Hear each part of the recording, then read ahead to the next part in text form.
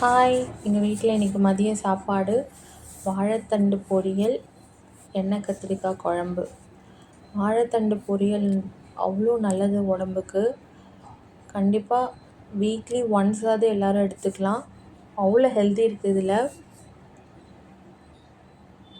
வாங்க எப்படி செய்கிறதுன்னு பார்க்கலாம். இது கொஞ்சம் அரிஞ்சு செய்கிறது கஷ்டம்தான். ஆனால் வீக்லி ஒன்ஸ் நம்ம ஹெல்த் இஷ்யூக்காக நம்ம செஞ்சு சாப்பிட்டா அவ்வளோ நல்லது இருக்குது, அவ்வளோ பெனிஃபிட்ஸ் இருக்குது. நான் இதை அறியும் போது என்னுடைய குட்டி பிள்ளை, என்னுடைய தங்க குட்டி என்னை அறியவே விடலை. அவ்வளோ ராவடி பண்ணிட்டான். கூட கொஞ்சம் துவரம்பருப்பு போட்டு இந்த மாதிரி குட்டி குட்டியாக இன்னும் கூட குட்டி குட்டியாக நீங்கள் அரிஞ்சு போட்டுக்கலாம். கல்லுப்பு, கொஞ்சமாக மஞ்சத்தூள். நான் மஞ்சத்தூள் கொஞ்சம் எக்ஸ்ட்ரா போட்டுட்டேனாட்டுக்கு நீங்கள் கொஞ்சம் மஞ்சத்தூள் போட்டால் போதும். அப்புறம் தண்ணி ஊற்றி எல்லாத்தையும் பெரட்டி நல்லா ஊற வச்சுட்டு, இன்னும் கூட தண்ணி ஊற்றி நல்லா ஊற வச்சுக்கலாம். வெங்காயம், பச்சை மிளகாய், கருவேப்பிலை தாளிக்கிறதுக்கு எடுத்துக்கலாம். சைடில் வந்து வெங்காயம், பூண்டு, கருவேப்பிலை, கத்திரிக்காய், இது புளி கரைச்சி வச்சுருக்கேன் புளிக்குழம்புக்கு. இப்போ வாழைத்தண்டு பொரியல் எப்படி செய்கிறதுன்னு பார்க்கலாம். அதே மாதிரி வாழைத்தண்டு பொரியல் செஞ்சு முடித்தோடனே கடைசியாக தேங்காய் துருவி தூவி அதை சாப்பிட்டு பார்த்தா நல்லா டேஸ்ட்டாக இருக்கும். அதனால் தேங்காய் வீட்டில் இல்லை, சரி அதை கட் பண்ணேன். அதையும் அப்படியே வீடியோ எடுத்தேன், சரி அதையும் போட்டுடலான்னு போட்டுட்டேன். குட்டி பிள்ளை அப்படியே வந்து அந்த தேங்காய் தண்ணியை வாங்கி குடிச்சிட்டு ராவடி பண்ணிகிட்டு இருந்தான். இப்போ வாழைத்தண்டு பொரியல் வந்து வெங்காயம், பச்சை மிளகா, கடுகு எல்லாத்தையும் போட்டு தாளிச்சிக்கிறோம்.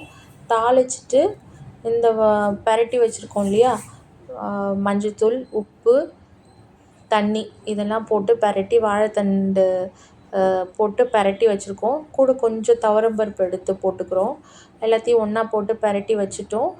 இந்த வெங்காயம், பச்சை மிளகாய், கருவேப்பிலை எல்லாத்தையும் போட்டு தாளித்த உடனே இந்த நம்ம பெரட்டி வச்சுருக்கிற வாழைத்தண்டையும் எடுத்து அதிலே கொட்டிட்டு நல்லா வதக்கிட்டு தண்ணி ஊற்றிட்டு தட்டு போட்டு மூடிடணும். அவ்வளோதான். அதுக்கப்புறமா கிண்டி கிண்டி நம்ம எடுத்து பார்த்துட்டு கிண்டி காய் வெந்துருச்சான்னு பார்த்து இறக்குற வேலை தான். கடைசியாக இறக்கும் போது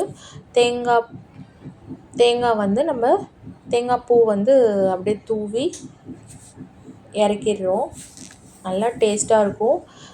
வாழைத்தண்டு பிடிக்கல, எனக்கு சாப்பிட மாட்டேன்னு சொல்கிறவங்க கூட இந்த மாதிரி செஞ்சு கொடுத்தா சாப்பிடுவாங்க. நான் கொஞ்சம் தண்ணி கொஞ்சம் கம்மியாக ஊற்றி செஞ்சிட்டேனாட்டுக்கு. நீங்கள் கொஞ்சம் இன்னும் கூட தண்ணி ஊற்றி நல்லா வேக விட்டு கடைசியாக தண்ணி சொன்னோடனே தேங்காவுடைய தேங்காய் திருவலை தூவி இறக்கிட்டால் நல்லா டேஸ்ட்டாக இருந்துச்சு. இன்றைக்கி நாங்களும் சாப்பிட்டோம். இந்த மாதிரி ஹெல்த்தியான உணவு வீக்லி ட்வைஸ் அந்த மாதிரி எடுத்துக்கலாம். கண்டிப்பாக வீட்டில் ட்ரை பண்ணி பாருங்கள். சைடில் வந்து எண்ணெய் கத்திரிக்காய் குழம்பு வச்சுருந்தேன். அந்த ரெசிபி வீடியோ வந்து நான் எடுக்கலை. உங்களுக்கு அந்த ரெசிபி வேணும்னா சொல்லுங்கள், அந்த வீடியோவும் நான் அப்லோட் பண்ணுறேன். யாருக்கெல்லாம் வாழைத்தண்டு பொரியல் பிடிக்கும் பிடிக்காதுன்னு கமெண்ட்டில் சொல்லுங்கள்.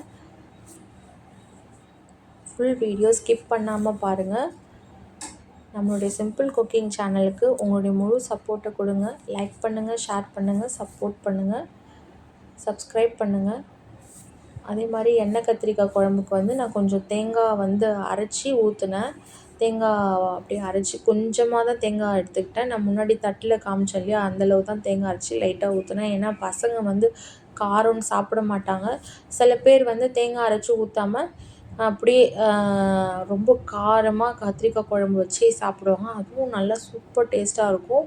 ஆனால் என்னோடது குட்டி குட்டி பசங்க எனக்கு இருக்காங்கன்றனால நான் வந்து இந்த மாதிரி கொஞ்சம் தேங்காய் அரைச்சி ஊற்றி செஞ்சு கொடுப்பேன். பசங்களும் நல்லா விரும்பி சாப்பிட்டாங்க. எண்ணெய் கத்திரிக்காய் குழம்பு நீங்களும் வீட்டில் ட்ரை பண்ணி பாருங்கள். அதே மாதிரி வாழைத்தண்டு பொரியல் ரொம்ப டேஸ்ட்டாக இருந்துச்சு. மறக்காமல் ட்ரை பண்ணிவிட்டு ரெசிபி எப்படி இருக்குன்னு கமெண்ட்டில் சொல்லுங்கள்.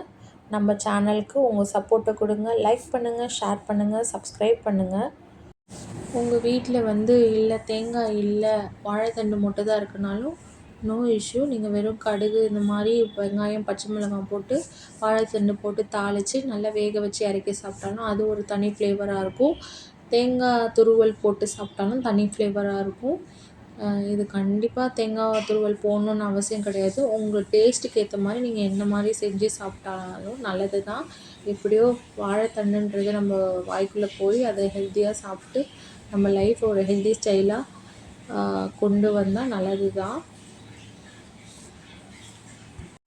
வாழைத்தண்டு பொரியல், எண்ணெய் கத்திரிக்காய் குழம்பு, அப்புறம் கூட மாம்பழம் எல்லாத்தையும் தொட்டுட்டு சாப்பிட்டுட்டோம். உங்கள் வீட்டில் இன்றைக்கி என்ன லன்ச்சுன்னு கமெண்ட்டில் சொல்லுங்கள். மறக்காமல் நம்ம சேனலுக்கு லைக் பண்ணுங்கள், ஷேர் பண்ணுங்கள், சப்போர்ட் பண்ணுங்கள், சப்ஸ்கிரைப் பண்ணுங்கள். Thank you and bye bye.